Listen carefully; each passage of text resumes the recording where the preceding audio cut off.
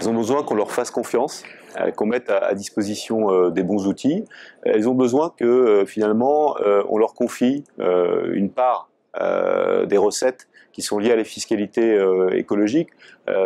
Aujourd'hui, souvent l'État, lorsqu'elle regarde l'action qui est menée dans les petites villes, elle dit bravo. Elle dit finalement on a en termes de transition écologique des champions dans les villes en France. Et c'est notamment vrai dans les petites villes. Simplement, ces champions, ils ont besoin d'être suivis, d'être accompagnés, qu'on leur fasse vraiment confiance, qu'on leur confie des moyens pour réaliser tout cela. Je pense que c'est la bonne maille aujourd'hui, celle des petites villes, à condition bien évidemment de ne pas être bridées parfois, parce que les normes sont trop contraignantes, parce que les administrations ne comprennent pas toujours l'ensemble des dispositifs. Je vais vous donner un exemple très concret. Malonnais en Seine-Maritime, ils se sont lancés dans l'autoconsommation collective. C'est une première en France.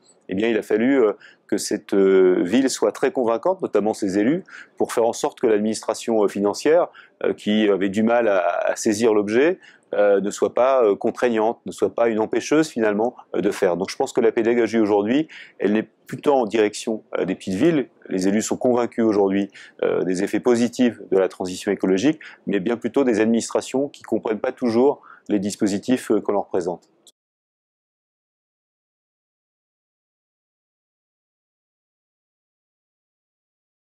Oui, l'année dernière, l'Association des petites villes de France a réalisé ses assises sur le thème des transitions, la transition numérique et la transition écologique. Eh bien, on a été surpris par le succès de ces assises, on a été surpris aussi par le nombre de maires qui sont venus faire la démonstration de leur engagement en citant des exemples, en citant des projets qu'ils portaient. Et vous savez, habituellement dans les associations d'élus, ce qui fait recette, c'est quand vous discutez des finances publiques, lorsque vous parlez un peu de fonctions beaucoup plus régaliennes. Aujourd'hui, les élus, ils s'orientent clairement, délibérément vers cela. Et j'ai d'autres exemples aussi de territoires beaucoup plus importants, comme des intercommunalités, qui se lancent comme dans des accords comparables à les accords de Paris. C'est-à-dire qu'à l'échelle de leur territoire, ils font le tour de chacune des communes qui composent les intercommunalités en leur disant « prenez des engagements ». Alors ça va des engagements le plus petits, par exemple le fait d'éteindre l'éclairage public la nuit, à des engagements plus conséquents sur la production d'énergie renouvelable, sur l'isolation des bâtiments, l'isolation thermique des bâtiments. Donc vous voyez, je pense que petit à petit, les collectivités se disent pourquoi pas moi, et surtout se disent c'est à portée de main. Ce n'est pas réservé aux grands, ce n'est pas réservé aux États, et par ailleurs, c'est aussi un facteur d'attractivité, ou d'image, ou d'identité.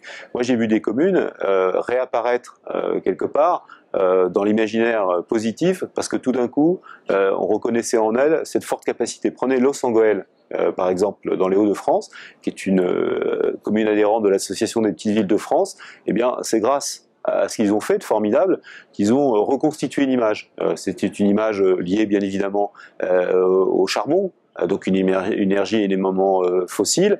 C'était une image qui datait. Eh bien, ils ont réussi, en s'engageant résolument dans la transition écologique, à redorer un peu le blason de la commune et à être repérés partout pour cette action-là. Et donc, c'est aussi un facteur d'attractivité.